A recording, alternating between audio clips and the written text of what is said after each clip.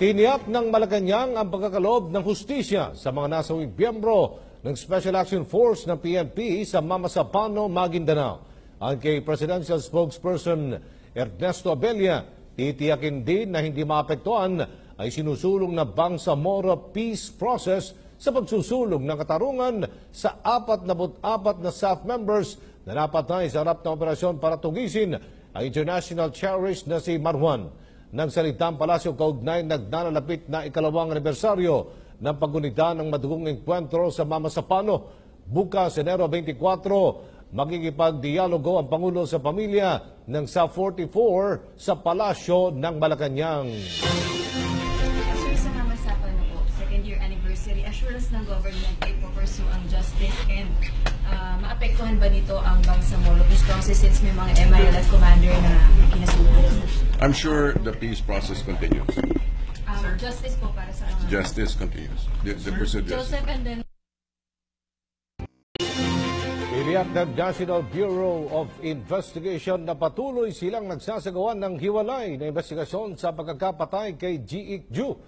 Tumanggi munang magbigay ng iba pang pahayag ang ahensya ukol sa isyu matapos na mailipad sa kustodiya ng PNP, Philippine National Police, si SPO3 Ricky Santa Isabel. Alamin natin ang iba pa mga detalye sa report ni Waywaya Macal. Matapos na ma-turnover sa Philippine National Police si SPO3 Ricky Santa Isabel nitong Biyernes, ay ayaw na magbigay ng iba pang pahayag si NBI Director Dante Giran patungkol sa issue. Ngunit siniguro ni Director Roel Bolivar ng NBI na patuloy ang kanilang isasagawang hiwalay na investigasyon ukol sa pagkakapatay sa Korean businessman na si G.E. Ju. Katunayan, tatapusin nila ang kanilang progress report tungkol sa kanilang investigasyon na kanilang ibibigay kay DOJ Secretary Vitaliano Aguirre at NBI Director Giran. Siguro ang concern ng kampo dyan ni Santa Isabel, di ba? Paano sila makapag-avail ng regular preliminary investigation, depende na yun sa abogado nila kung ano ang remedy, di ba? Mag-file sila ng necessary motion regarding that. But on our part, nakikita ko yun muna kami, kailangan naming mag-submit lang ng progress report on what we did for the information of the Director and the Secretary. Sa ngayon ay ayaw muna magkomento ni Bolivar kung sila ay nakatanggap ng recorded conversation ni Mrs. Jinky Santa Isabel at ni Colonel Rafael Dumlao. Pero kanilang siniguro na oras sila ipatawag sa Senado ay handa silang humarap sa mga mambabatas. Para sa PTV News, ako si Waywaya Macalma. Samantala, may jurisdiction daw ang Senado sa 2 sa 5 ethics complaint na inihain laban kay Senator Laila De Lima. Yan ang napagdesisyonan ng Ethics Committee na pinamumunuan ni Senator Tito Soto. Sa ethics complaint na inihain ng Kamara at supplemental complaint ni Attorney Abelardo de Jesus, nakasaad na nilabag umano ni De Lima, revised penal code, na sabihin niya ang kanyang dating driver bodyguard na si Ronnie Dayan na huwag pumunta sa mga pagdinig ng Kamara sa isyu ng bentahan ng droga sa Bilibid. Pinatatawag noon si Dayan dahil sa mga paratang na siya umano ang bagman ni De Lima para sa drug money na galing sa mga inmate. Ayon kay Soto, nasa jurisdiksyon ng Senado ang reklamo dahil sinabihan ni De Lima si Dayan nung panahon na senadora na siya.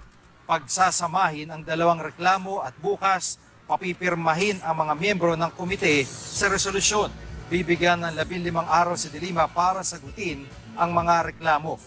Kung kontento na raw ang komite sa sagot ni De Lima, pwedeng wala ng pagdinig. Pero kung hindi raw kontento ang komite, posibleng magharap sa pagdinig si De Lima at ang mga naghain ng reklamo laban sa kanya.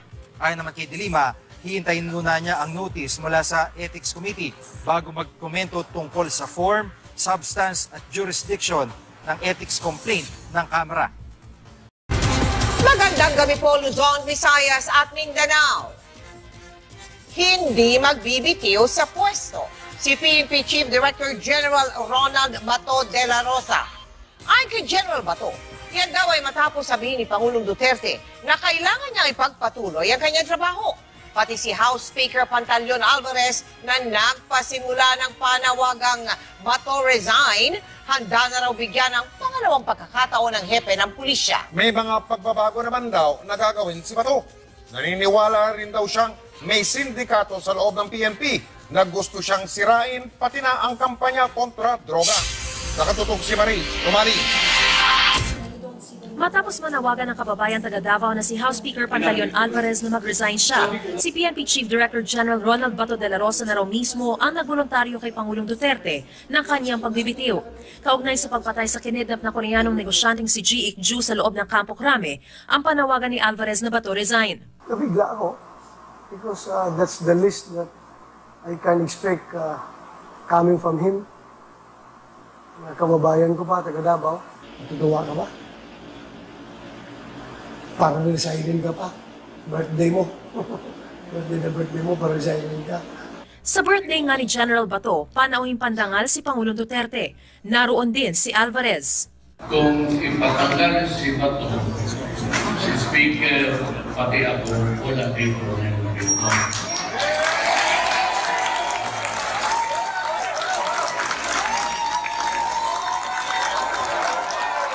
Bakit wala kasi kumalakpan niyo pag sabi ko, speaker, magpadalo ko. Sa party, naninindigan pa si Alvarez sa panawagan niyang Bato resign. Kailangan din natin magsalita paminsan-minsan. Kahit na magkakaibigan tayo, but kailangan nating tawagin yung pansin pag kinakailangan. Pero ngayong araw, tila nagbago na ang isip ni Alvarez at sinabi sa ilang panayam na handa na siyang bigyan ng pangalawang pagkakataon si Bato. May ilang pagbabago na rin daw gagawin ngayon si General Bato, tulad ng payo ng dating PNP Chief at ngayon Senador Ping Lacson. Babawasan na raw ni Bato ang pagdalo sa mga social event. Pero di raw siya mapipigilan pag basketball game ang pag-uusapan. I must tell you frankly, hindi po yung mga ganyan na bagay, except of course, yung basketball, no? Kung talagang may magandang game, hanap ako ng paraan na makapanood ako. Bakit? Kung hindi ako manonood sa mga ganong mga games, magiging more efficient ba ako? Magiging more effective ba ako sa trabaho? I don't think so. Ilang beses nang nabatiko si General Bato tungkol sa mga social event na kanyang dinaluhan. Una nang umaming nilibre siya at kanyang pamilya ni Senador Manny Pacquiao nung huling laban nito sa Amerika, nung kumanta siya sa Rakrakan at nang manood ng concert ni Bryan Adams nung isang linggo. Pero sabi ng PNP Chief, huwag naman daw sanang batikusin pa siya sa 55th birthday party kahapon na dinaluhan pareho ng Pangulo at ni Speaker Alvarez. Celebrate kayo mga preso na nagkulong sa prisuhan. Ako pa na ako si PNP, hindi ako pwede mag-celebrate.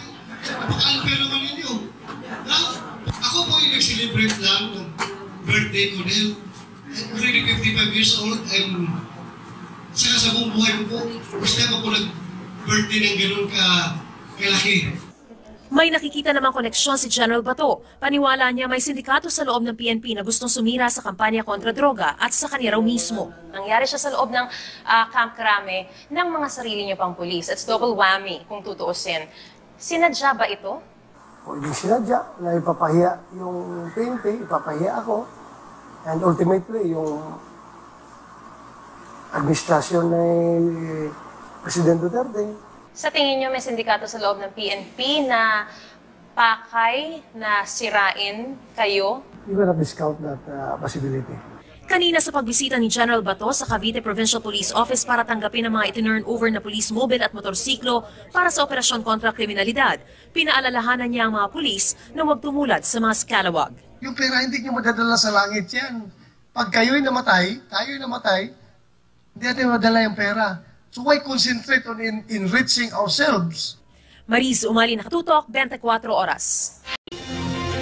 At kaugnay pa rin ang courtesy call ng mga kandidata ng Miss Universe 2016 pageant. Isa-isang rumampa ang mga ito sa red carpet ng palasyo kanina. Suot ang kanilang agaw pansin na kasuotan.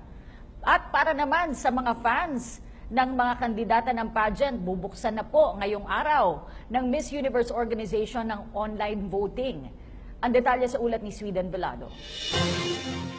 Isa-isang rumampa sa palasyo ng Malacanang ang 84 na nagagandahang kandidata ng Miss Universe 2016 para sa kanilang courtesy call kay Pangulong Rodrigo Duterte isang linggo bago ang pinakaabangang Grand Coronation Night. Suot ang all-white na coat and pants na tinernohan ng nude stilettos. Sleek ang look na ibinida ni Miss Barbados. Bagay naman kay Miss Brazil ang kanyang floral printed dress. Si Miss India, inirampa ang kanyang traditional costume na kung tawagin ay sari at lehenga.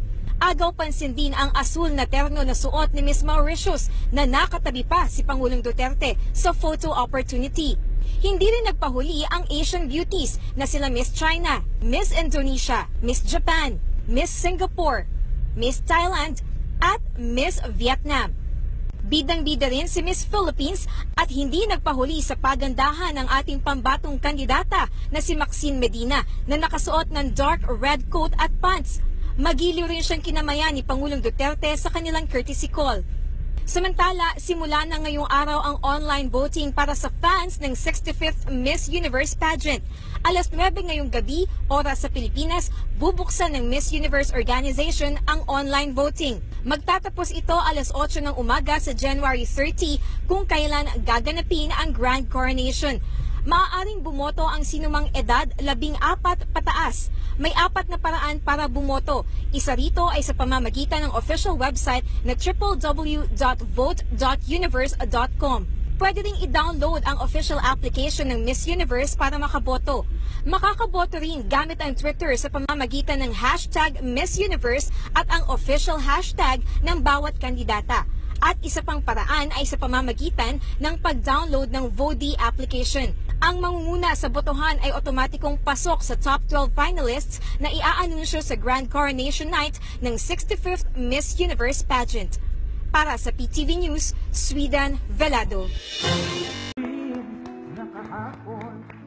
Once again, President Rodrigo Roa Duterte.